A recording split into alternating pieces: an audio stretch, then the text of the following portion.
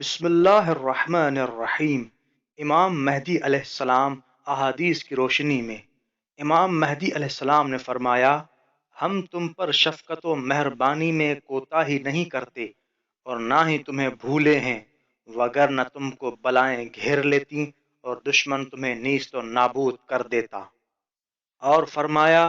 میں آخری وصی ہوں اور میرے ذریعے اللہ میرے اہل بیت اور شیعوں سے بلاؤں کو دور کرتا ہے۔ رسول اللہ صلی اللہ علیہ وآلہ وسلم نے فرمایا، جب امام مہدی علیہ السلام ظہور فرمائیں گے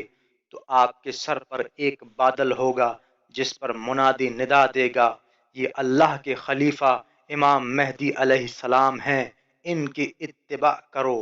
امام جعفر صادق علیہ السلام نے فرمایا، امام مہدی علیہ السلام کے ظہور سے پہلے ان 5 علامتوں کا واقع ہونا حتمی ہے: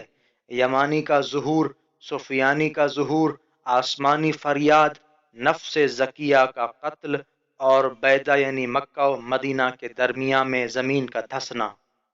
امام محمد باقر علیہ السلام نے فرمایا، امام مہدی علیہ السلام کے ظہور کی علامتوں میں سے ایک محمد بن حسن نفس زکیہ نامی آل محمد کے ایک جوان کا رکن اور مقام ابراہیم کے درمیان قتل ہے۔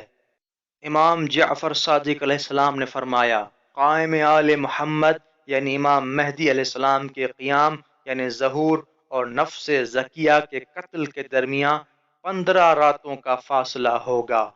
اس کے بعد ظہور ہو جائے گا۔ اور اسی طرح فرمایا، حضرت قائم آل محمد یعنی امام مہدی علیہ السلام کے ظہور سے پہلے 2 طرح کی موت آئیں گی، ایک سرخ موت، دوسری سفید موت، کہ ہر 7 آدمیوں میں سے 5 آدمی مریں گے۔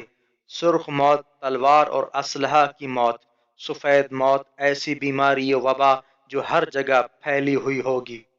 اور اسی طرح فرمایا، امام مہدی علیہ السلام کا ظہور نہیں ہوگا یہاں تک کہ اس سے پہلے 1/3 لوگ قتل ہو جائیں گے اور 1/3 مر جائیں گے، صرف 1/3 بچیں گے۔ اور فرمایا، وہ لوگ جھوٹے ہیں جو ظہور امام مہدی علیہ السلام کا وقت معین کرتے ہیں، ہم اہل بیت ظہور کا وقت معین نہیں کرتے۔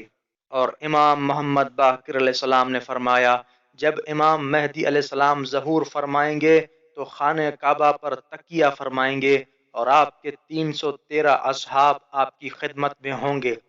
اور آپ سب سے پہلے اس آیت کی تلاوت فرمائیں گے،